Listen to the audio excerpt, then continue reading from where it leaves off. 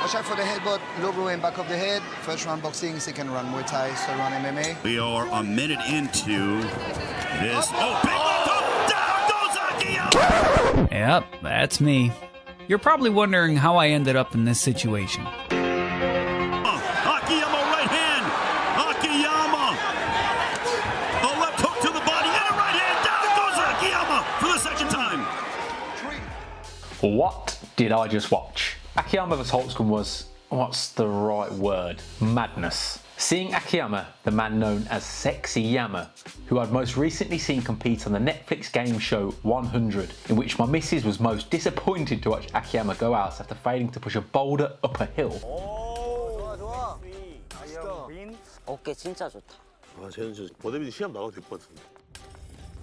어깨가 펌핑된 것 같은데. 진짜 코코넛 달고 있네. Stood there in his boxing boots and a pair of 4-ounce gloves, hearing referee Olivier announce the rule set of 1 round boxing, 1 round of Muay Thai, and 1 round of mixed martial arts. I was concerned. Akiyama might have looked glorious in his MMA shorts and chiselled bronzed physique, but the fact he was fighting Nieky Holzken, a revered striker and former Glory champion, 2 rounds of striking before he'd get to the mixed martial arts rounds. Yeah. Did I ever believe Akiyama would make it through the opening round? No, I did not. Yet alone make it through the even more increased difficulty of the Muay Thai round, which would permit kicks, knees and elbows in the round before Akiyama would finally be allowed to go to his safe place of grappling, which he attempted in the boxing round anyway by shooting a double leg on Nieky in an attempt to survive. Can't blame him. Lest we forget that Nieky Holzken went the distance in a boxing bout with Callum Smith, a former world champion whose only losses are to Canelo and Beterbiev. Nieky was actually a half-decent professional boxer. Whoever brainstormed the idea of Holzken versus a near 50-year-old grey-haired Akiyama is either a genius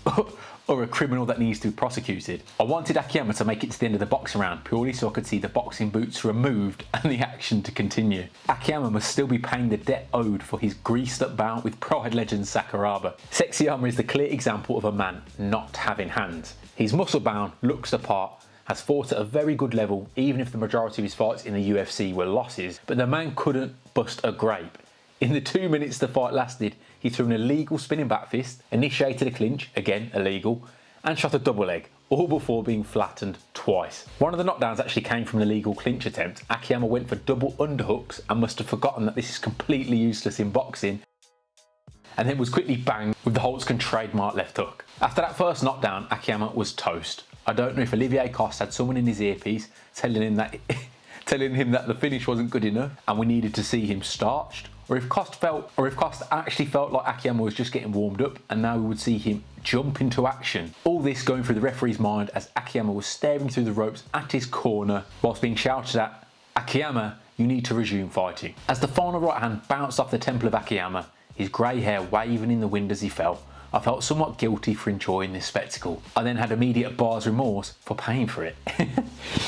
The gods had been granted another sacrifice. They were satisfied for now, until Yodri would create his next monstrosity of an event.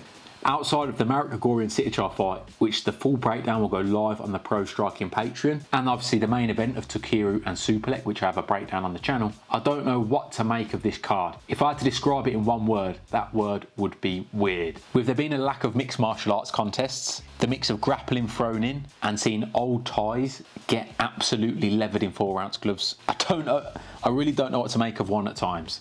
The fact that Region Ursel hasn't defended his belt for like a year, and all the fights seem to be bouncing around from sport to sport, fighting in rule sets that really don't make sense for them. It's a bit of a mishmash. Seeing grapplers that have devoted their whole life to a martial art getting paid what they're actually worth is satisfying, but I don't know how long Yodri can keep this kind of thing going. Either way, I will be watching, and long may one continue. Let me know what you think in the comments. Should Akiyama retire, or has he got a few more fights left in the tank? As always, thank you for watching. I hope you enjoyed it. Pro Striking out. I will catch you later.